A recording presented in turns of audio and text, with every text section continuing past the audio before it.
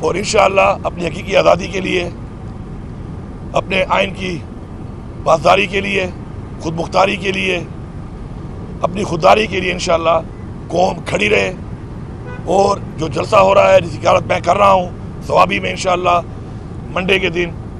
5 تاریخ کو، اس میں پوری قوم سے انہوں نے کہا اپیل کرو، پوری پاکستان کی عوام سے اپیل کرو کہ بھرپور شرکت کریں اور یہ ثابت کریں کہ ہم پاکستان کے ساتھ کھڑے ہیں، ہم ایک نظریے کے ساتھ کھڑے ہیں، وہ نظریہ کہ جس کے لیے پاکستان کو آزاد کرایا گیا تھا۔ اس وقت جو مہنگائی، بجلی کے بل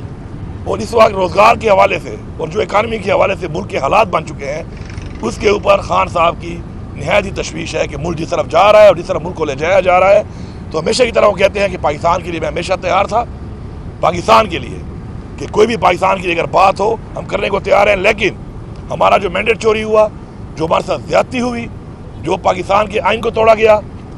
جو کہ پاکستان کے آئین کو بار بار توڑ کر ایک جمہوریت کو نقصان ہوا ہے، اس پر بات ہونی ضروری ہے۔ تو یہ چند باتیں تھیں جن کے اوپر بات چیت ہوئی۔ انشاءاللہ میں پوری قوم سے یہ خان صاحب کا حکم ہے جو میں بتا رہا ہوں کہ آپ نے بھرپور طریقے سے نکلنا ہے، آپ نے ثوابی آنا ہے اور ثابت کرنا ہے کہ آپ پاکستان کے ساتھ کھڑے ہیں، آپ عمران خان کے ساتھ کھڑے ہیں اور آپ حقیقی آزادی کی جدوجہد میں اس وقت تک ہم انشاءاللہ ہم لگے رہیں گے جب تک ہم اس کو حاصل نہیں کر لیتے۔ آپ اس وقت بہتر پوزیشن میں ہیں کہ وہ الفا سے بات کریں تاکہ عمران خان کو یا آپ کی پارٹی کو بہتر ریلیف مل سکے، اس کے لیے آپ کی کیا ایفرٹس ہیں؟ کیا عمران خان نے آپ کو کوئی ٹاسک دیا ہے کسی سے بات کریں؟ دیکھیں، عمران خان صاحب نے کبھی بھی جب وہ باہر بھی تھے تو انہوں نے ہمیشہ یہ بات کی کہ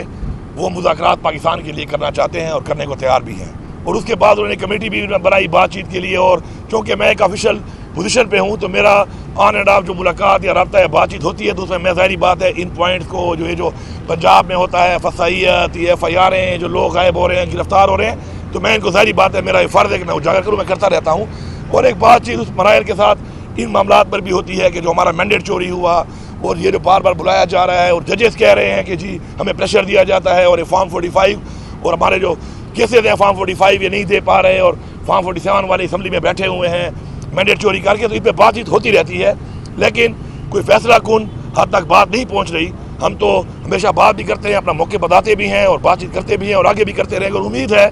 کہ سوچ آئے گی لوگوں کو ان حالات کو دیکھتے ہوئے اپنی قوم کے لیے، اس عوام کے لیے، پاکستان کے لیے، اور انشاءاللہ کوئی اچھا انشاءاللہ نتیجہ نکلے گا اس کا۔ جانب سے مطالبہ ہے کہ آپ پبلکلی معافی مانگیں تو پھر مذاکرات آگے بڑھیں گے، کیا اس بارے میں آپ سوچ رہے ہیں کہ معافی مانگ لی جائے؟ دیکھیں، بات یہ ہے کہ 9 مئی کو میں نے جلسہ کیا تھا ڈی خان میں،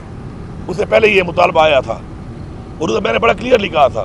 کہ ٹھیک ہے میں معافی مانگنے کو تیار ہوں لیکن پہلے مجھے میری غلطی ثابت کی جائے، لیکن اگر میری غلطی نہیں ہے اور غلطی کسی اور کی ہے تو پھر مجھ سے معافی کون مانگے گا؟ پھر وہ بندہ بھی تو مجھے بتائے نا کہ وہ کون مانگے گا۔ ہماری اس میں کوئی غلطی نہیں ہے، یہ ایک پری پلانڈ کام ہوا ہے، ایک پری پلانڈ کام کر کے، اور خان صاحب نے بہت پہلے بتایا تھا، دیکھیں پوری قوم کو پتہ ہے اس بات کا، اور شکر ہے کہ میڈیا کا بڑا کردار ہے اس میں۔ عمران خان نے بہت پہلے بتایا تھا کہ میرے پہ حملہ کرایا جائے گا، اس کو رنگ دیا جائے گا مذہبی انتہا پسندی کا، پھر میری پارٹی ختم کی جائے گی، میری پارٹی کے لوگوں کو اٹھایا جائے گا، میری پارٹی کو توڑا جائے گا، تو سٹیپ بائی سٹیپ وہ ساری چیزیں ویسے ہی ہوئی ہیں، وہ سیریز آف ایونٹس، تو یہ پوری قوم جانتی ہے۔ اب آگے بڑھنا ہے اگر تو آگے بڑھنے کے لیے یہ بات کہ میں اپنی انا بنا لوں کہ غلطی آپ کی ہو اور میں آپ سے کہوں کہ معافی میں مانگوں گا، ایسا بھی نہیں ہو سکتا، اور غلطی میری ہو اور آپ مجھ سے کہیں تو یہ جو ہے جس کی غلطی ہے اس کو ماننا پڑے گا، جس حد تک ہے اس حد تک ماننا پڑے گا۔ آگے بڑھنے کے لیے یہ زبردستی کے کام، زبردستی کی ڈیمانڈیں، اپنی انا کو تسکین پہنچانے کے لیے، اپنا پرسیپشن ٹھیک کرنے کے لیے اس طرح کی باتوں سے مذاکرات نہیں ہوتے۔ ہاں میری غلطی ہے، میں نے جو کیا ہے مجھے اس میں کوئی پیچھے ہٹنے کی ضرورت بھی نہیں ہونی چاہیے کیونکہ بڑے ظرف کے لوگ ہی معافی مانگتے ہیں، لیکن اگر میں نے غلطی ہی نہیں کی اور مجھے آپ کہیں معافی مانگو تو میں کیوں معافی مانگوں؟ چلیں آپ آ جائیں، بیٹھ جائیں، آپ میرے پہ غلطی ثابت کر لیں، جتنی غلطی میں نے کی ہوگی اتنی معافی میں مانگتا ہوں، لیکن جو غلطی پھر میں آپ پہ ثابت کروں گا تو جو میرے ساتھ بیٹھے گا پہلے وہ بیٹھے اور پہلے وہ اس بات میں بھی آئے کہ پھر اس کی معافی وہی مانگے گا، کیونکہ زیادتیاں بہت زیادہ ہوئی ہیں، ہماری خواتین آج بھی جیلوں میں ہیں۔ میں پھر ایک سوال اٹھاتا ہوں، اگر